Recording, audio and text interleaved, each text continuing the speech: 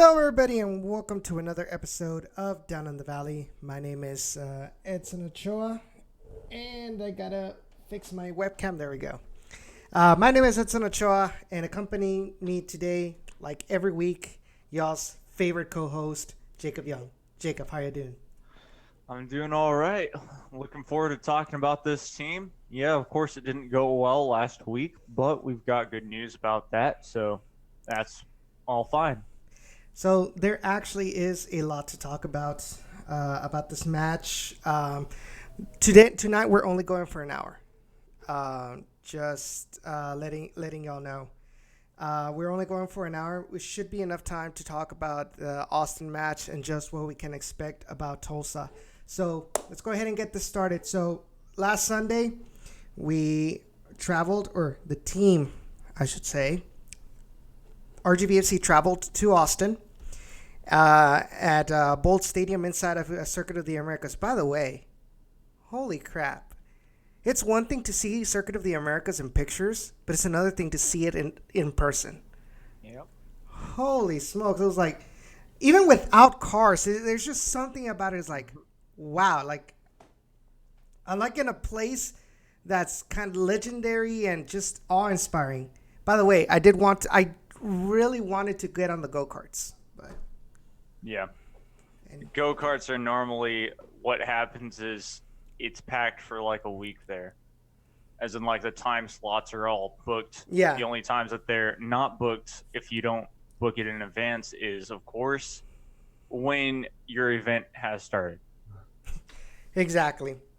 So going along with that, so RGVFC went on to Austin to play Austin Bold in their stadium.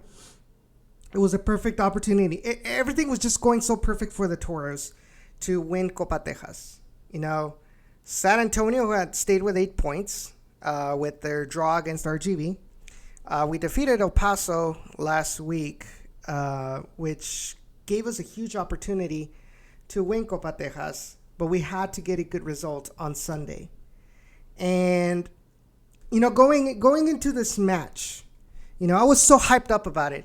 The players were hyped up about it. Like Chuy Enriquez was hyped about it. Robert Coronado, the Castellanos coach was hyped up about it. They were gonna go all for it. But when I saw the lineup, I was like, Lord have mercy. Ronaldo Peña and Fuenmayor starting for the Toros. I was like, Yeah. Oh, here we go again. Yeah. And, the Toros didn't start that bad. The first 20 minutes, I was there at the, first 20 minutes, RGVFC was kind of putting pressure on Austin's goal. They were getting some opportunities, not really clear, but they had the possession, they had the opportunities. One thing I did want to notice, and it's very, very apparent when Michael Salazar plays as a starter. It seems like when Michael Salazar is in the squad, it seems like RGV, all they want to try and do is long balls to Michael Salazar. And it was very ineffective against Austin for the most part.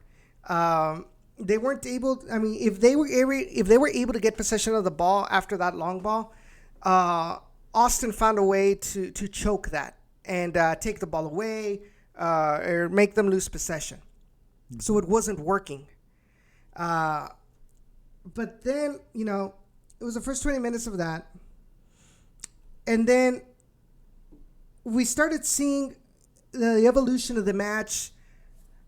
The momentum started shifting in Austin's favor. When I saw Austin have more opportunities on goal, I was extremely worried, and I felt like the goal was going to come in at any moment. Because, and that's what me being a fan there, that's what frustrated me, was the fact that, come on, we had the opportunity, we couldn't capitalize, and we know Austin Bold has the players to be able to capitalize in an instant. I don't know what are your thoughts on that? I mean, yeah, right off the bat, saw the lineup. I was a bit shocked, but at the same time, I was expecting that because, of course, it's a road game, and that's what they love to do. They love to send people up in the team that, of course, playing against a team that's pretty close. Even though it means something, Houston's not necessarily going to care that much. But the good news was, yeah, Ronaldo Pena, even Michael Salazar were on their A game. The only difference was we couldn't put, once again, a ball in the back of the net. With a different team, how convenient. We change up a lineup, and we struggle to put the ball in the back of the net. Exactly. Seen it before. Mm-hmm. And because one of the biggest things about it was, I don't remember seeing Michael Salazar and Ronaldo Pena playing at the same time, neither with the Dynamo or with the Toros. Mm-hmm. So you could have paired Michael Salazar with Carlos Small. They've played before like that, one game, but at least it's difference of one. Or maybe Andres Arcila, or in that position. But when you're playing with an attack that they don't know how each other plays, it was kind of difficult for this team. And Alejandro Fuenmayor, dear Lord, he almost made the same mistake he made against San Antonio. He almost made it against San Antonio. In fact, against Austin. In fact, he did make that same mistake. He did lose that ball. But luckily, the referee called a foul against Austin, because had he not called it, the Austin Bolt attacker was once again one-on-one against the keeper, against Nico Corti. Mm-hmm. So he just doesn't learn. And I keep on saying, now you guys understand why he doesn't get minutes at the Houston Dynamo? Doesn't look like an MLS player. He barely looks like a USL player. He more looks like a USL League One player at the moment. It's over and over again. He makes simple mistakes like that we've seen on both sides. Mm-hmm. Not just on that Houston Dynamo side. No, it's not like he plays well with RGV, because he doesn't necessarily play well with RGV either. So it makes you think, why has Houston kept him for so long when he's barely gotten minutes, when he's not been able to play well in MLS environments nor USL environments? You put that together, this player, honestly, get him out of the club. Get him out of the club with, of course, Kyoto. And, I mean, Ronaldo Pena still got growth maybe left, and he could be a key USL player for a couple of years before we send him back down to Houston. So, Blues fans says in the chat, RGV didn't lose Copa Tejas. RGV were robbed by USL. Well, we'll talk a little bit more about that. Actually, let's just talk about it right now. I'm just going to say this up front. I'm tired of blaming referees, because this, to me, yes, it did affect for most of the match this team. It was affected by being one man down. But the truth of the matter is that most of the goals, the second and the third goal, were all mistakes in marking. Mm-hmm. And so you can't really say that we lost because of the referee. No, we lost because we couldn't keep a decent marking when it came to crosses. And even, talking to some of the players, after the match, they told me that, they couldn't, realize or stick with the idea that, oh, we were robbed, by the referee, going into the second half. It happened, and they showed against San Antonio that they could still play well, even being a man down. And they wanted to continue playing the same way, but that's the problem, with against San Antonio, everybody was very, very, very concentrated. and being able to who to mark, being timely in their challenges. And against Austin, they really weren't. Um, and I guess I could say that's the difference between having an Alejandro Fuenmayor and having a Connor Donovan in the back. Yeah. Exactly. Yeah, we've seen it 2 weeks in a row. As in 1 week, when Connor Donovan was in the back line, oh my gosh, our team looked so much better. It's weird how that works. And not just that, of course, yes, RGVFC in the first half could have easily been up early, maybe at least 1, maybe 2-0. If you're talking about Ronaldo Pena putting the ball in the back of the net, because he had a couple of opportunities, even on set pieces, which was nice to see. A little bit of a change. So you take that into consideration. That first goal might have only put the Toros in a slight hole, as in it could have been tied 1-1. So you're talking about momentum staying very even if, of course, things went a bit different. So, yeah, offense and defense really hurt us this game. And, yeah, coming to that foul, coming to the Nico Cordy thing, that's also on Nico Cordy. You don't need to be coming out of the goal that fast early in a match like that, especially close to halftime. You have a point. I think you have a point that Nico Corti kind of put himself in that situation. Yeah. But I won't tell him to not go out. I would say don't slide in a manner where you'll put yourself in the predicament of the referee's going to think you got it with your hand. You know, I feel like maybe he could have gotten to the ball first and cleared it out, kicked it out, rather than him trying to slide. We know we're going up against players that have experience, and if they see that, they're gonna try their best to place the ball in a position where they might make the referee think it was hit in the hand. And what happened? It hit him in the knee, but the ref thought it hit him in the hand. Red card. And yes, it was overturned. It was made official a couple hours ago that Nico Corti's red card was overturned, but too late. You know, we already played the match, one man down, and you know the damage has been done already. Mm-hmm. So, Ray, how are you doing, man? Hello, Edson. Good evening. How are you? Good evening, Ray. What have you been up to? What can you tell us about this last Copa Tejas match? Oh man, you know, man, when I saw it, I'm like, oh no, not again, not another red card. Because I totally missed the play live.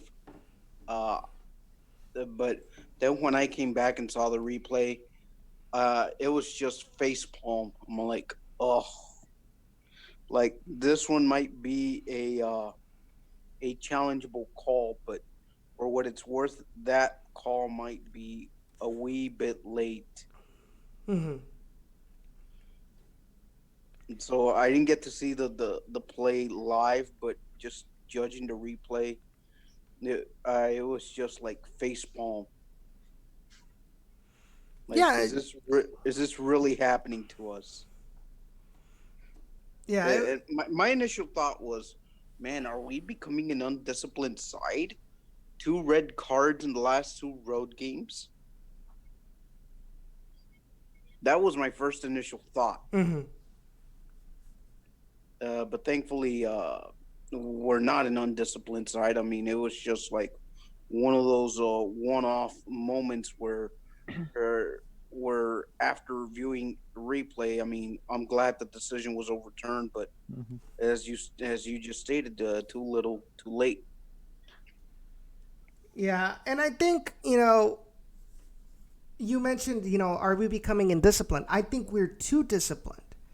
I think we're too conservative. And you look at the first goal, and I felt that maybe Eric Bird could have fouled the Austin Bold player in the midfield, and so could have stopped the play right then and there, and that would have avoided the goal. But instead, he just tried to go along with him, and that led to the goal in the what was it, 33rd minute or something like that.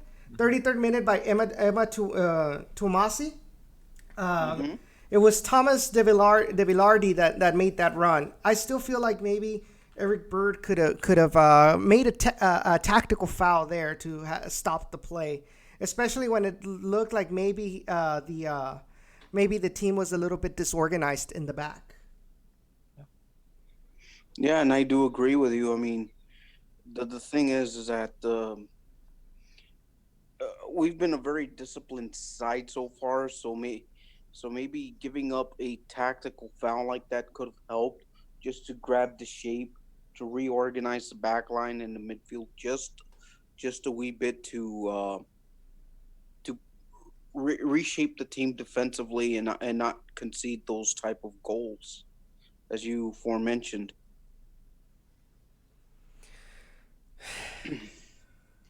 I mean, It's kind of tough to swallow, but but I mean, at the end of the day, I mean, it's just like one of those things where you just learn, move on, and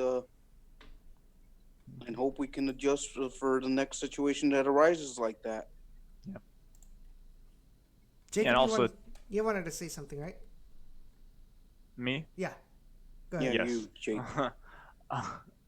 So basically, I mean, yes, you move on from, of course, the whole Nico Cordy thing and that red card, not only losing, but I can tell you why I think this team's a bit more disciplined than we would have liked them to be, or we would have liked them to be this season. It all really relates back to the start of the season with a couple of red cards that we had gotten, or a couple of penalties that we had conceded early on the road. I remember one clearly, Andrew Samuels putting himself in a bad situation, a player going down, boom, penalty. So, especially close to the box and things like that, RWFC don't necessarily want to try and defend like that because they know it's going to be bad and it's going to put them in a situation where it's going to hurt them for the rest of the game. I think that's where it really all comes from, is from the start of the season to now, is why we play the way that we do. I think you bring up a really good point about that.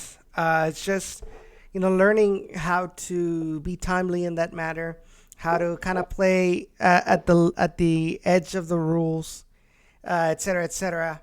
And like I said, they've gotten better in that aspect. But I feel like I think in this particular play, I think we could have benefited from a tactical foul, even if we had gotten a yellow. But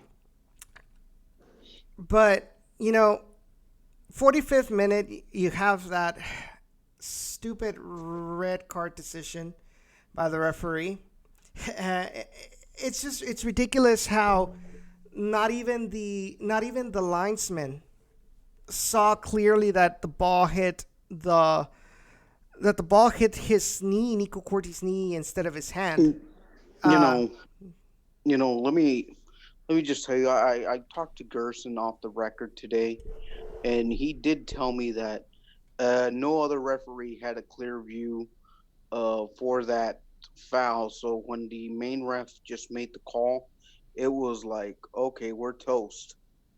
Like, it was like one of those things where, like, we were toast, and that was that. I mean, once the ref goes into the pocket for the red, it's like, no, we're done. Like, the assistant referee didn't have a view of it. Neither did the other ref. So it was like, and while there's no wait.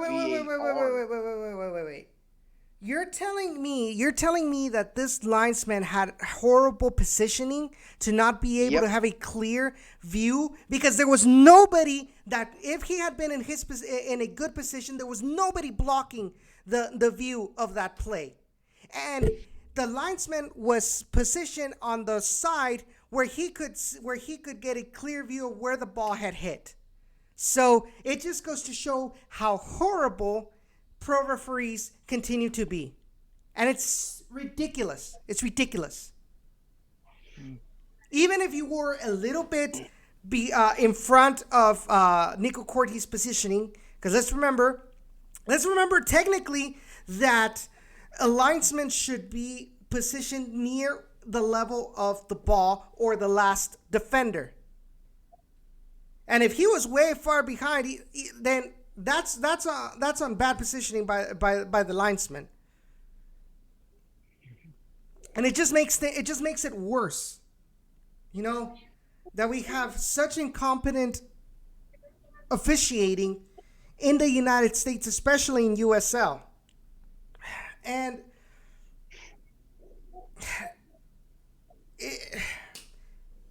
I don't know. Go take a timeout. I wish. But I wish. I have my... never mind. But, you know, going past that, you know, we had to sacrifice, because of the red, we sacrificed Ronaldo Pena. As you can say, it was a good decision. To bring in Ben Willis. And oh my goodness. What a save in that subsequent free kick after that red.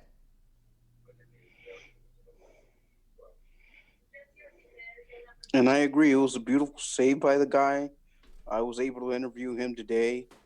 It was like one of those adrenaline rush things, you know, where it was like all where he had like next to no warm-up time to get into the game and be summoned into action quite quickly. Yeah.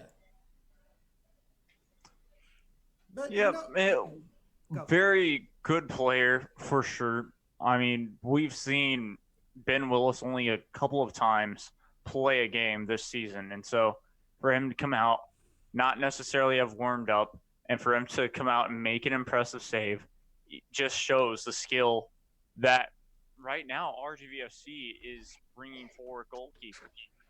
You talk about actually Joe Willis and Tyler Derrick and what's going to happen to one of those. You've got another person Tyler right Derrick, behind you, Nelson. Look, although and it's now Cordy and then Ben. The list is still going to continue, and that's one thing that RGV FC are doing really well, are making goalkeepers for Houston Dynamo. well, I will tell you this much. I don't know if you saw the screenshot that I sent you guys before the game where it had listed Tyler Derrick out with a concussion. correct. Is there any truth to that, Yes. Edson? Yes, there is. Mm-hmm. So he got that concussion. I believe it was in the match against. I think it might have been against Atlanta, Out. or was it Philly? It. I think it was Atlanta because it was where he hit himself in the post. Yeah, And I then don't from think then it was on- that early, which was Atlanta, though.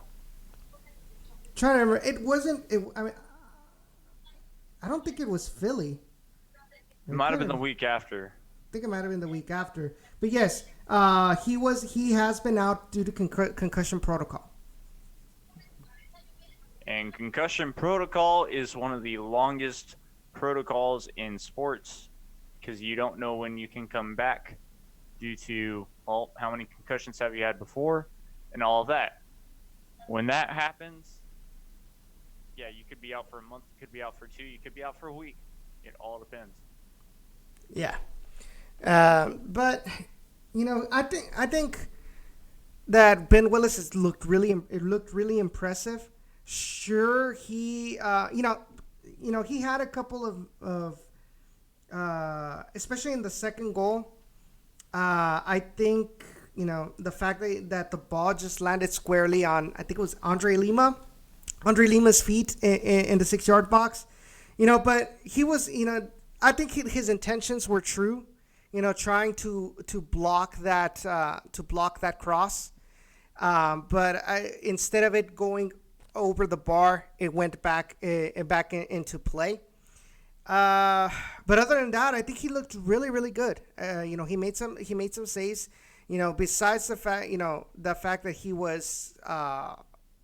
he didn't really warm up a lot, that he got called in at the last minute due to a red card. I think he looked good out there. Um, I think it'd be interesting to see, even with Nico Corti regaining eligibility.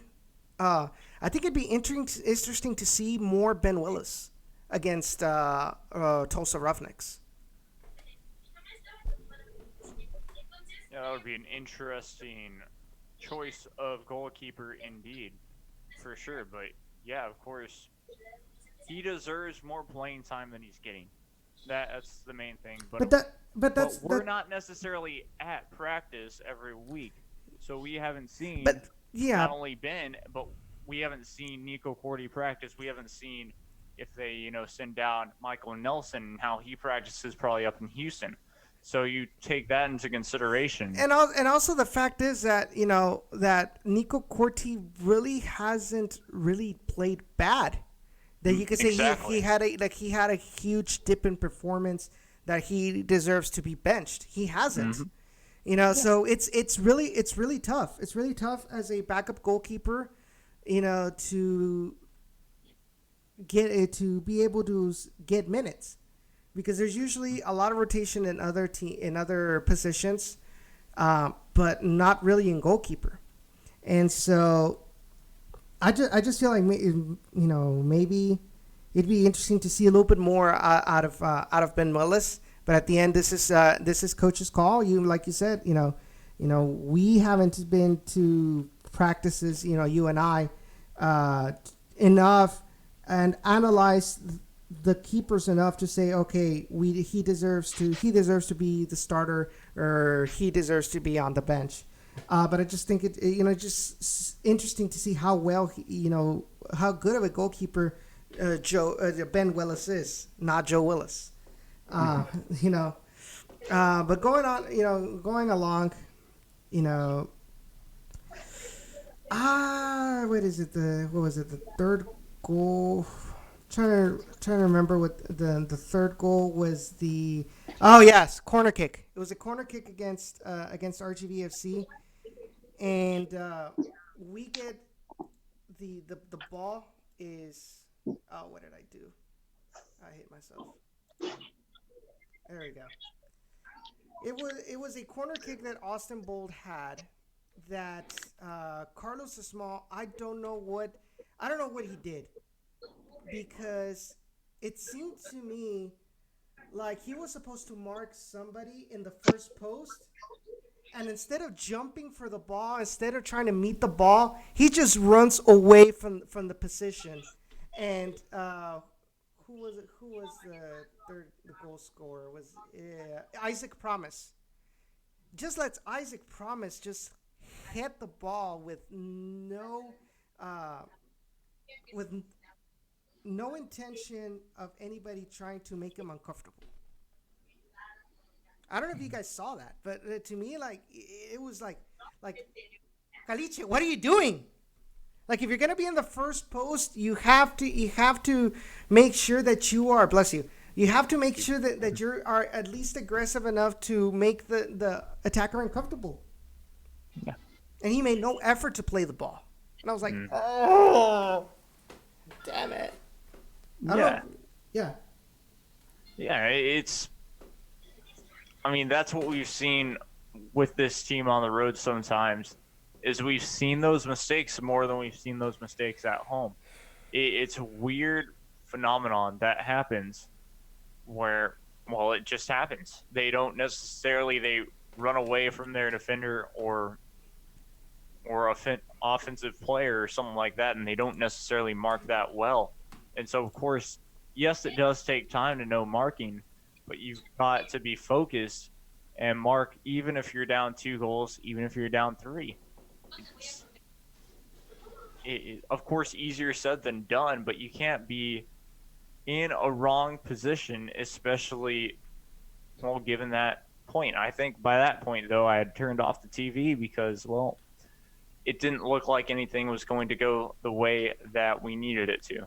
But that's the thing, Ray. I'll get to you right now. But that's the thing, you look at the replay, and Carlos Small was perfectly positioned to intercept that ball. He was like right there. The ball was heading right towards him, and he just runs away from it and gives a clear path to Isaac Promise to head that ball in.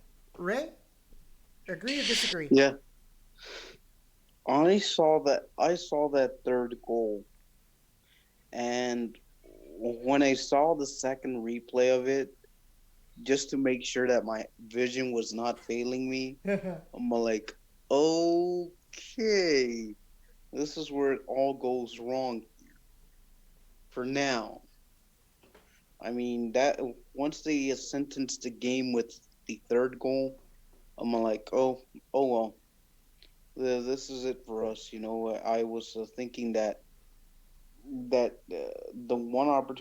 few opportunities that the team had produced in the first half, and not during the first half, and then topped with the ones that we had in the second half, it was like one of those games that uh, it was just poor, because you just couldn't get a fair assessment of the team with the circumstances that arose. Mm-hmm.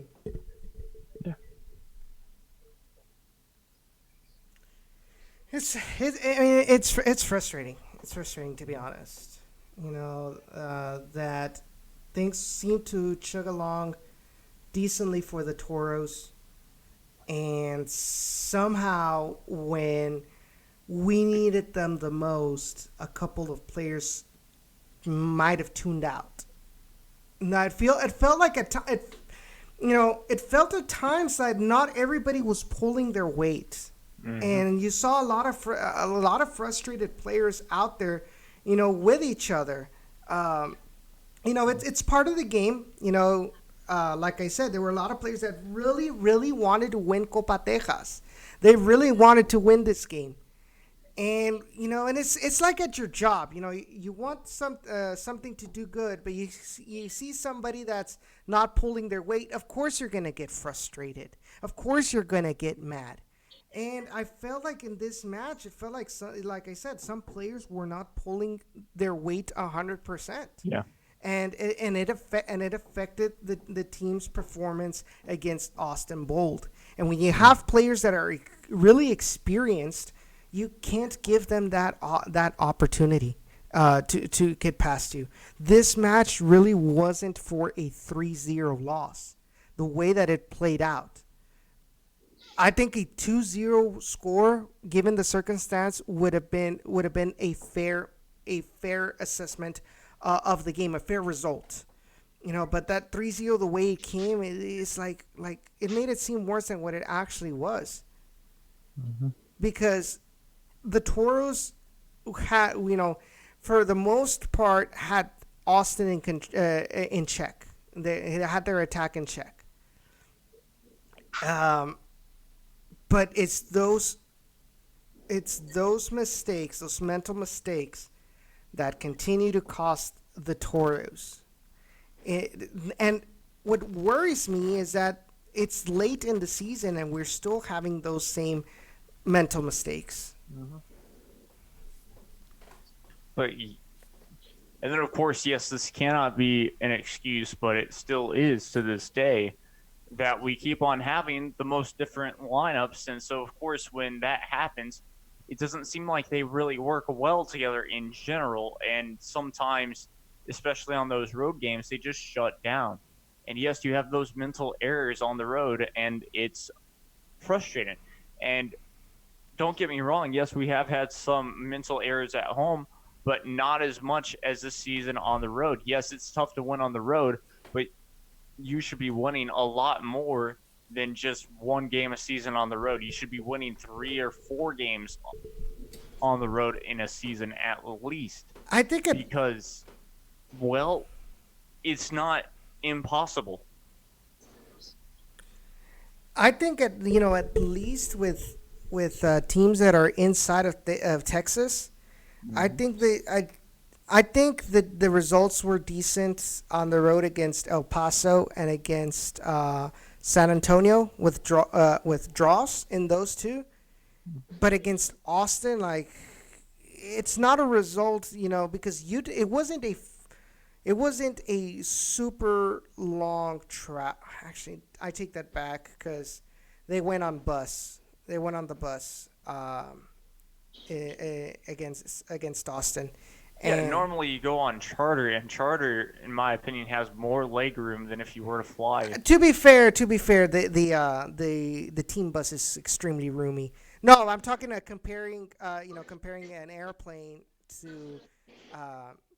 an airplane to the bus, because at least like in an airplane, what's the longest? Wait, what, like 2 hours maybe a flight, whereas 30, well, if you fly, because of course through Southwest, a direct flight there, that's like 35 minutes.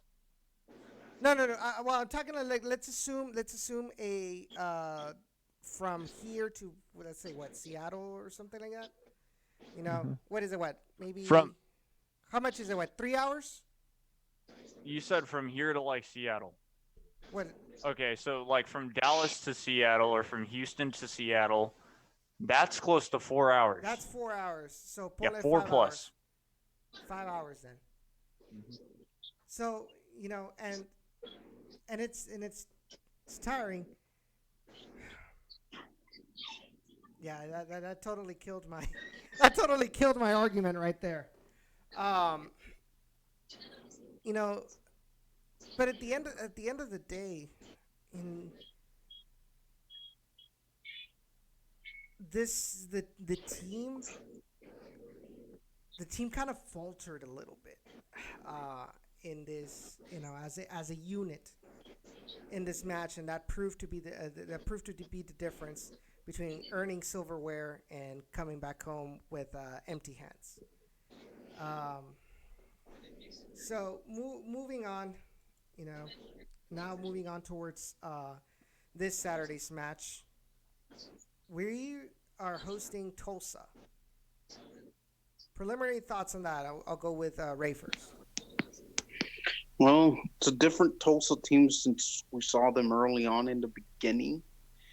They're a little bit of a changed side now. They're the team that kind of emulates us a little bit.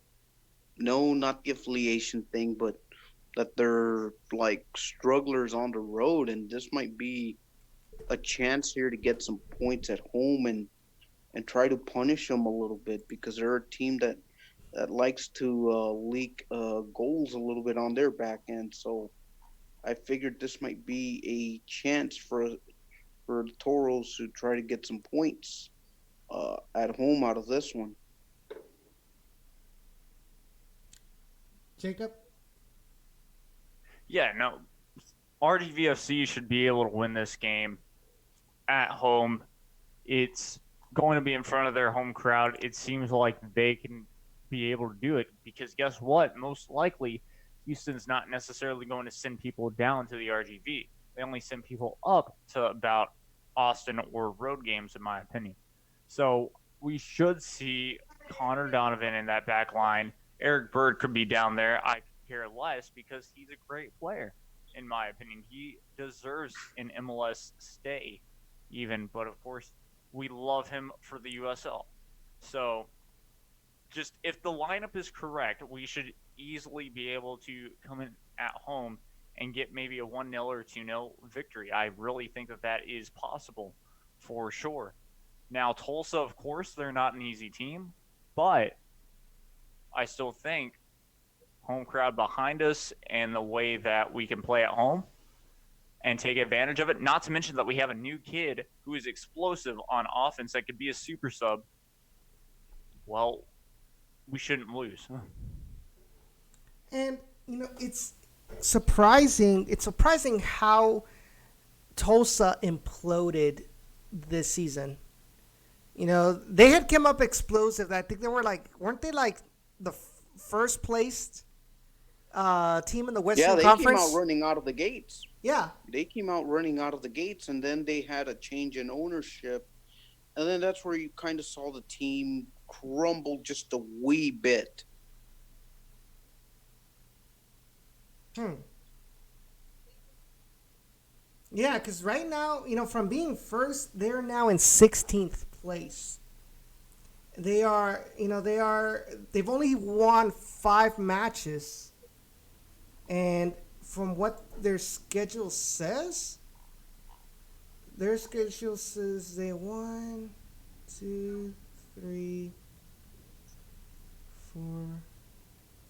Yeah, looks like four out of their 5 wins were in that beginning of the season.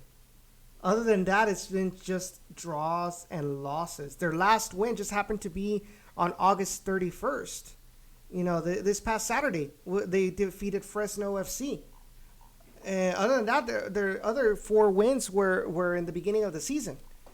And, their home record isn't really that great. Their away record is just atrocious. 1 win, 8 losses, and 5 draws. That's where opportunity beckons for this Toros team. Yeah, yeah, I definitely agree with that. And if the Toros can get the first goal, one of the tendencies that we have is that whenever we score first, we usually end up winning those games. Hmm. It'd be interesting to compile that information.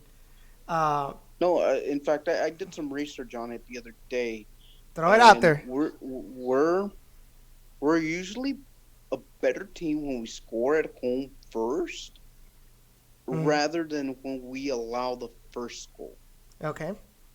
Mm-hmm. I mean, it's that simple. I mean, if we get the first strike at any point of the game, whether it be the last minute goal or within the first 5 minutes, we're usually on the flip side of things. We're usually on the positive. Yeah.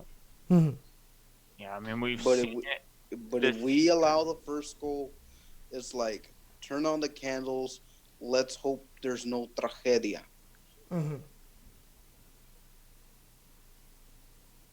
Yeah.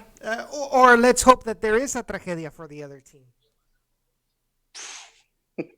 Right? RG690, línea número 2, por favor. Sí, bueno, but it's interesting to see. You look at their individual stats. Their leading goal scorer is Rodrigo da Costa. He has 9 goals in 25 appearances. So, as I think, It's like I said, they're a team very similar to us, where they have two front guys that have like close to double digit scores, kind of like our Caliche and Michael Salazar. correct. So that's why I said they're a team that pretty much mimics uh, not our style of play, but as far as team statistics go, it's like uh, it's like we're looking at a reflection of ourselves. Mm-hmm. And Rodrigo da Costa, not only is he the stat leader for goals, he also the stat leader for assists. He has 8 assists. He's also the stat leader for shots with 43 shots, and also chances created with 50. It'd be pretty funny if he was actually also the stat leader for saves and clean sheets.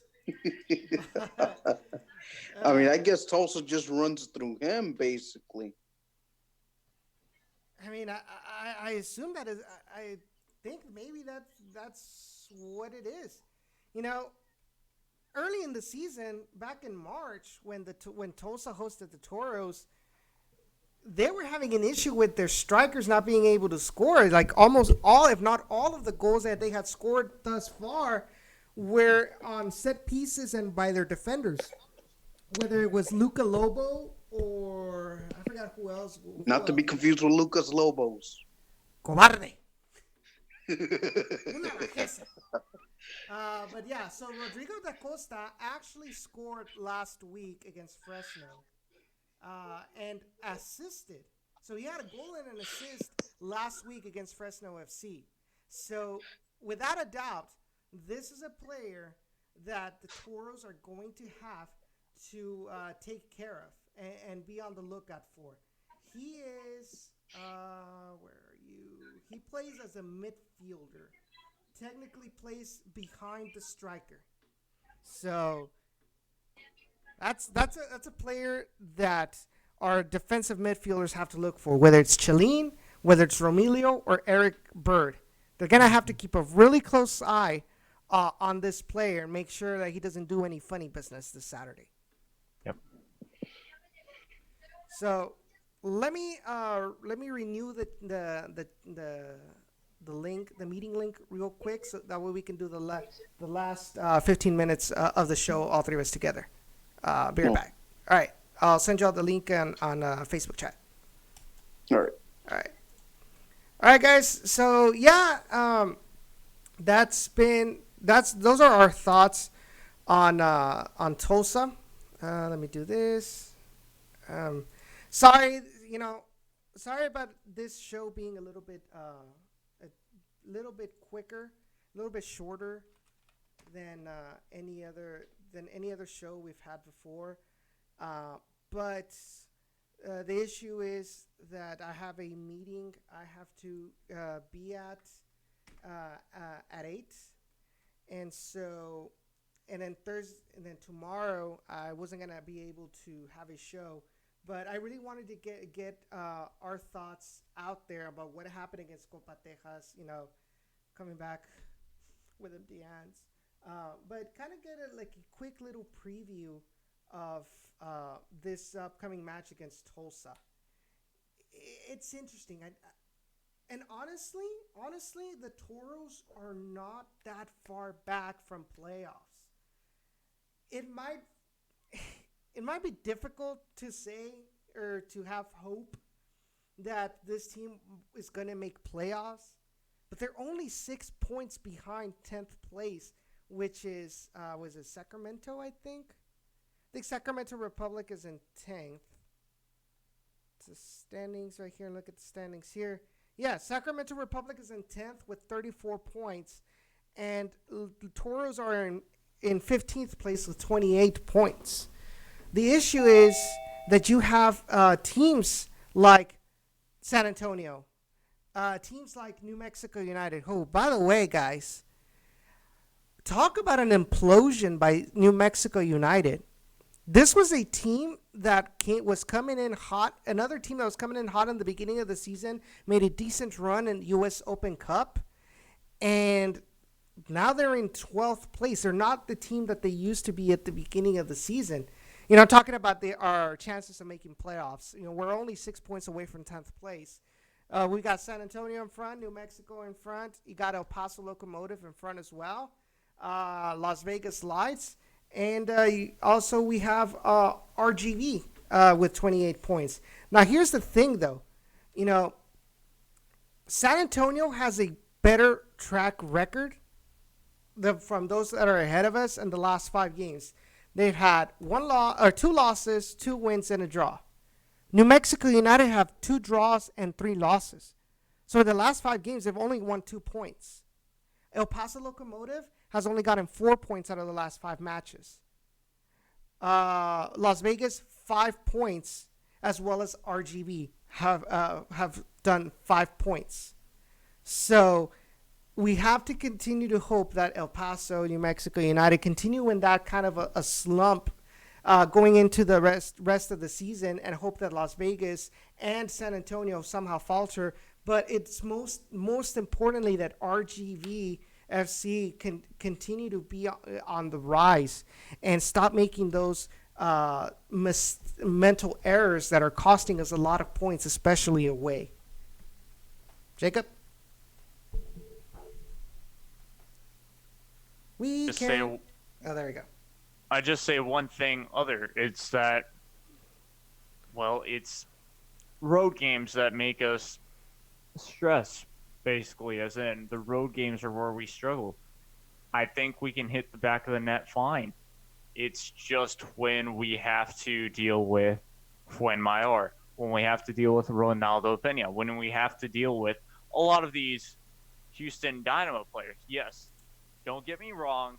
Michael Salazar is fine there, but the only problem that I have with him is that it seems like he cramps up way too quickly in a game, Oh, yes. whether it be in the first half or way too quickly in the second half.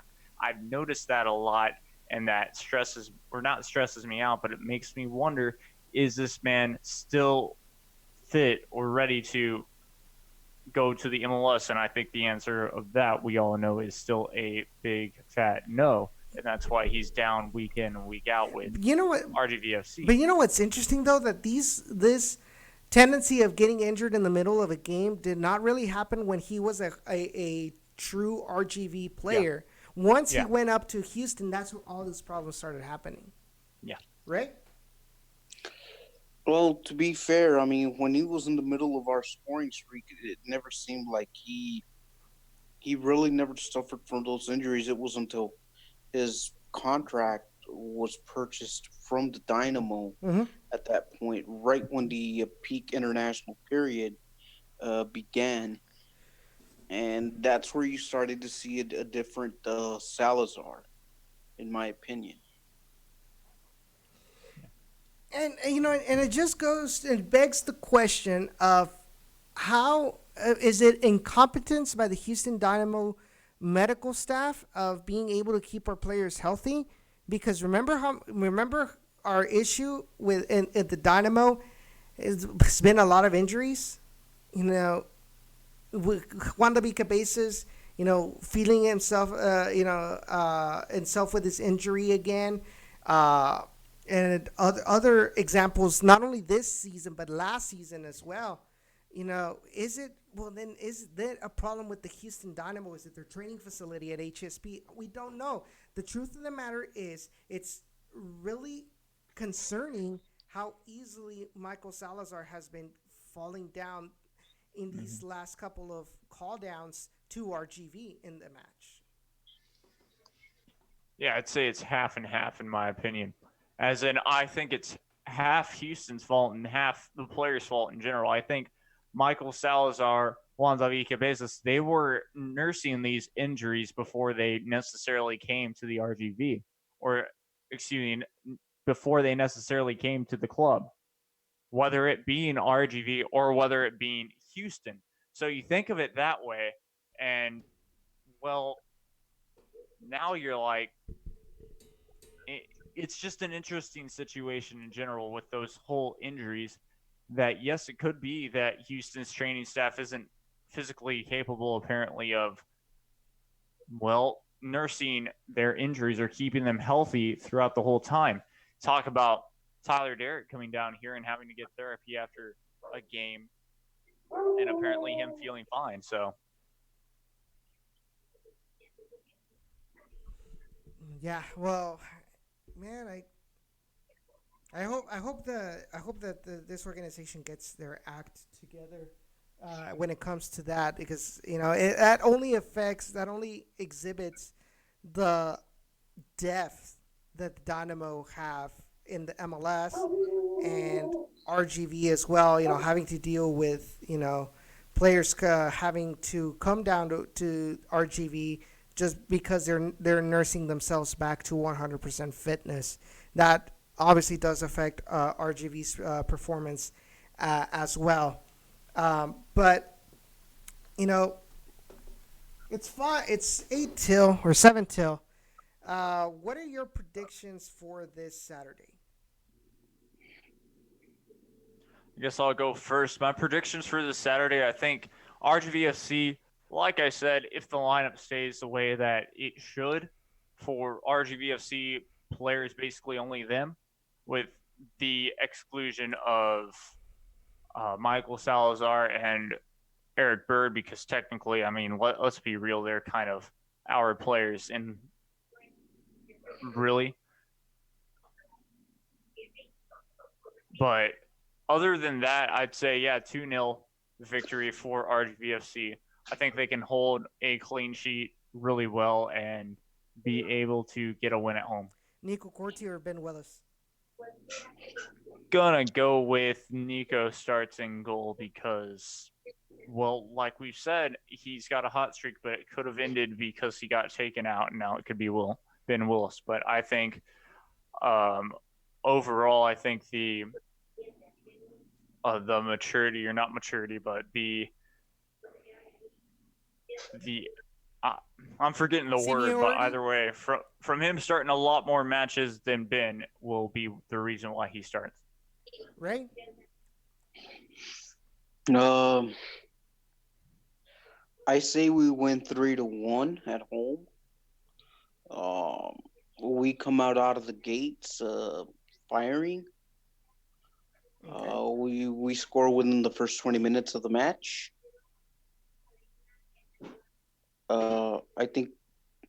I think defense clamps down a little bit. Uh, they they won't Tulsa won't get into the game until the second half, and we'll be able to close it out with a late goal. Uh, that's just my prediction. All right. For me, it would be. Um, Now, if you ask me if it's Corti or yeah. Willis, I'm gonna have to go Willis. Oh, Ben Willis because of Nico's red, even though it's been overturned. Only because he showed some promise. He showed some promise in being able to stop some set piece situations. Uh, that alone only for me. All right. So for me, we'll get back to Ben Willis real quick right now. But for me, it would be I'm gonna go with a 2-1 win at home, and I think it's still gonna be Nico Corti. Like I said, I think the seniority, the experience, the games under his belt, I think it's gonna be a factor in order to choose him. He has been playing well. So why would you bench him for a bad referee call? It wouldn't make any sense. It wouldn't be fair for the player. However, Ben Willis was a player that may not, I think his agility, I think he showed that he has a lot more agility than Nico Corti has. I think Nico Corti is a player that is a lot more technical, a lot more better with positioning. But Ben Willis is more athletic. Like he's able to reach, he's able to throw himself and make some acrobatic saves. Um, and so, like I said, it would be interesting to see more of him. But I think given the circumstances that Nico Corti has not gotten a red, I think we should be fine with go with what continues to done well, and that is Nico Corti. However, now bold predictions, Jacob. Bold prediction. Yes, tempers are going to be flaring Like always. because of temperature in real life. It's going to be a bit humid there, maybe some rain. It's going to be a fun game for sure. Maybe a couple of yellow cards here and there, and both teams will try to test each other's patience for sure. But now, of course, Ben Willis starts on goal, and Ben Willis gets a goal. That's a huge bold prediction right there. Yes, Ben Willis gets a goal by, of course, kicking it the whole way how goalkeepers can get a goal. And then I'm going to say 3-2 Toro victory. Right.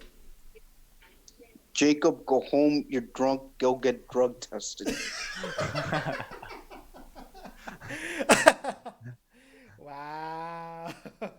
Wait, Jacob's already home. Just go get drug tested.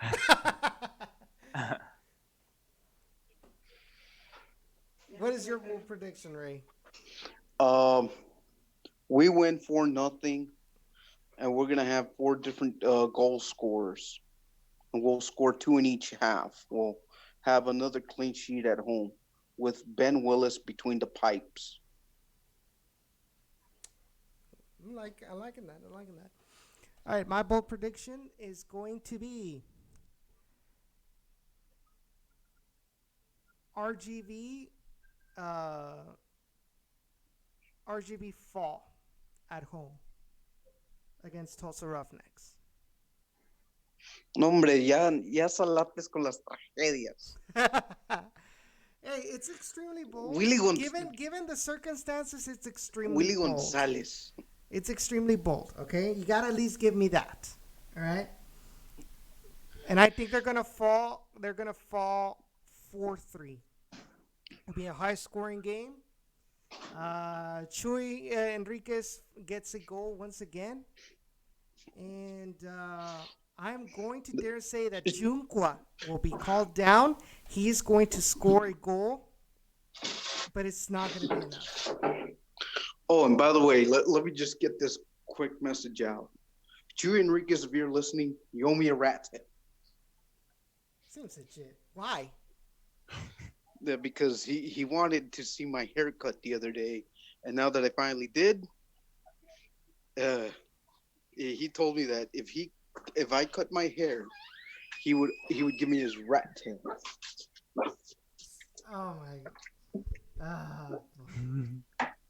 Ay, Raza. Well, What are you going to do with it, Ray? Before we go, what are you going to do with it? That's a actual good question. That's a bit concerning. TMI. Right? TMI. Right? I think it's a perfect way to end this show. So, thank you guys for tuning in to this week's really short episode. Next week will be a Thursday show, since the Houston Dynamo are playing on Wednesday, I believe that's what it is. They're playing against Minnesota United in the Dylan Wampers Derby. So Dylan Wampers.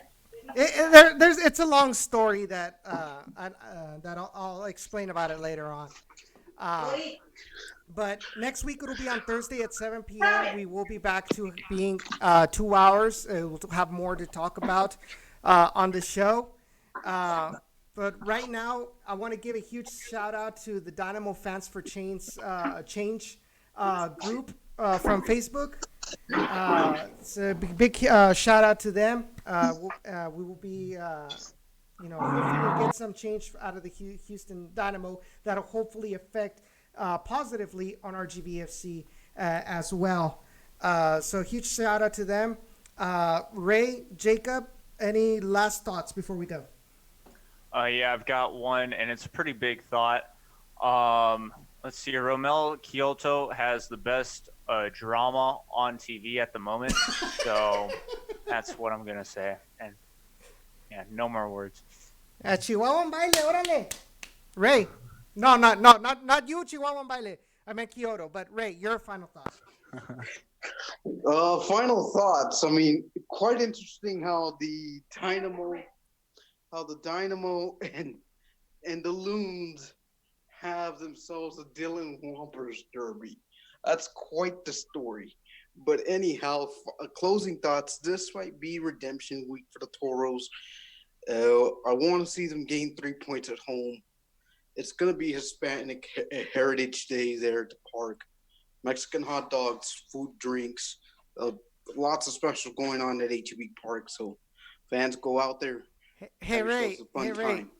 So are you going to participate in the Grito contest? No. I know if I was down there, I would. Unless someone were to sponsor me, I'd do it. Ay, te mueves con dinero. But guys, thank you so much for tuning in. Be sure to share this channel, share this video. If you haven't done so already, give it a like. And subscribe to the channel if you haven't done so already.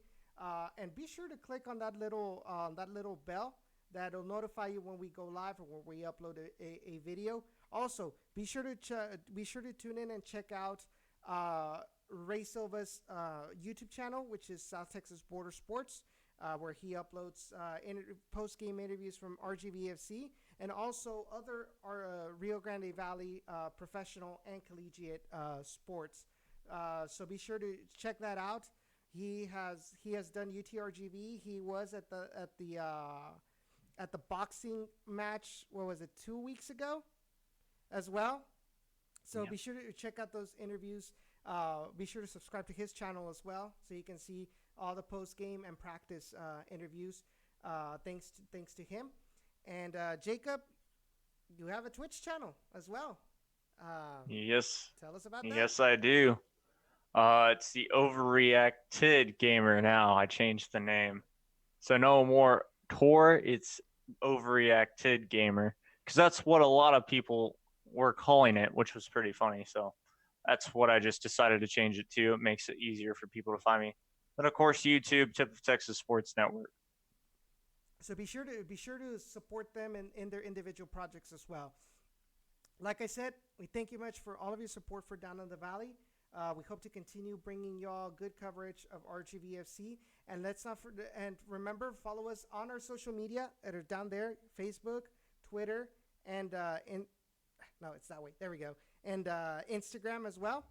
And if you guys have any suggestions of what we can do to help grow this coverage for RGVFC, be sure to let us know on our social media, and we will analyze those possibilities. But thank you guys. We'll see each other next Thursday at 7 p.m. We'll see you. Take care.